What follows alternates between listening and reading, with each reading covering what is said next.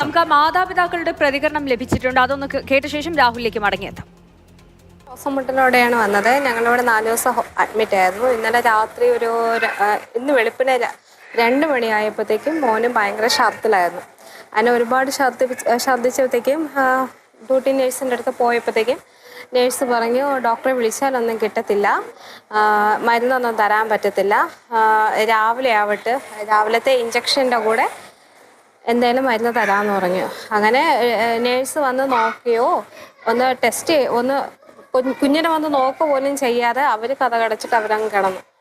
ഇന്നലെ വൈകുന്നേരം തൊട്ടാണ് കുട്ടികൾക്ക് ഓരോരുത്തർക്കായിട്ട് ഛർദിലും വയറ്റിളക്കവും വീട്ടിൽ നിന്ന് ഫുഡ് കൊണ്ടുവന്നവരുണ്ട്, വീട്ടിൽ നിന്ന് വെള്ളവും കുടിച്ചവരുണ്ട്.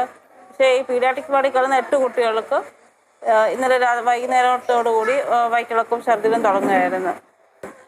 ഇത് കഴിഞ്ഞ് രാത്രിയിൽ 1 മണിക്ക് എൻ്റെ മോൾ ഛർദ്ദിച്ചിട്ടും വേറെയും പേഷ്യൻസ് ഇവിടെ കുട്ടികൾ ഛർദ്ദിച്ചിട്ടും ഈ ഡ്യൂട്ടി നേഴ്സിനെ നമ്മൾ റിപ്പോർട്ട് ചെയ്തപ്പോൾ അവർ അതിനു വേണ്ടി ഡ്യൂട്ടി ഡോക്ടറിനെ വിളിക്കുകയോ ഒന്നും ചെയ്തിട്ടില്ല. അവർ അതിനുവേണ്ടി റെസ്പോണ്ട് ചെയ്യുകയോ കുട്ടികൾക്ക് ട്രിപ്പ് ഇടുകയോ ഒന്നും ചെയ്തില്ല. ഇന്ന് രാവിലെ അടുത്ത നേഴ്സ് ഷിഫ്റ്റ് വന്നതിന് ശേഷമാണ് കുട്ടികൾ ഈ കാര്യങ്ങൾക്ക് അവർ നടപടി എടുത്തു തുടങ്ങിയത്.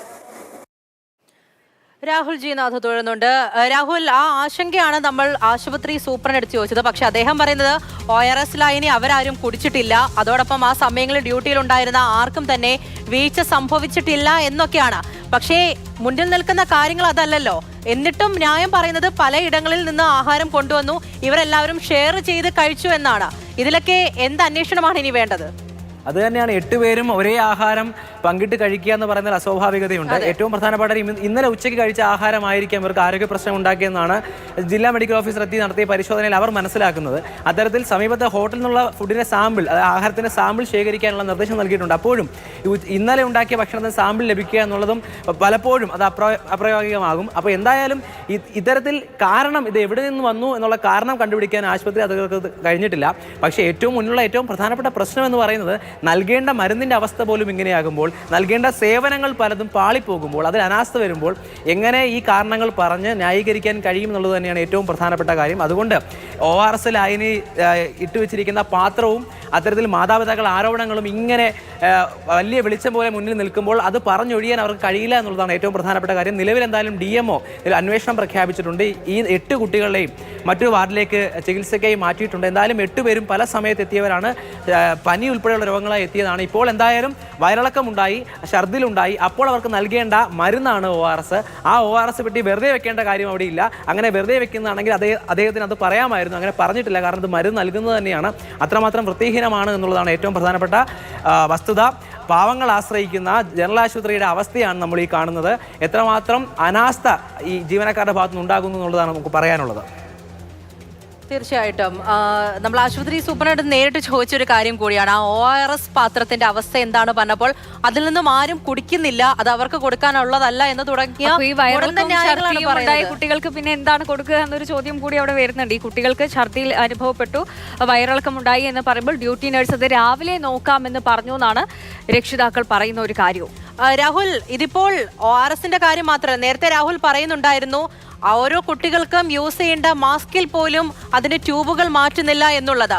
ഈ രീതിയിൽ അനാസ്ഥ കുറെ കാലങ്ങളായി തുടരുന്നുണ്ട്. ഇപ്പോൾ ഈ കുട്ടികളുടെ രക്ഷിതാക്കൾ പോലും പറയുന്നത് വെച്ച് നോക്കുകയാണെന്നുണ്ടെങ്കിൽ ഒരു തരത്തിലും ന്യായീകരിക്കാൻ പറ്റാത്ത ഗുരുതര വീഴ്ച അവിടെ നിന്നും ഉണ്ടായിട്ടുണ്ട് എന്ന് തന്നെയല്ലേ? അത് സൂപ്രണ്ട് സമ്മതിച്ചില്ല എന്ന് മാത്രമേ ഉള്ളൂ.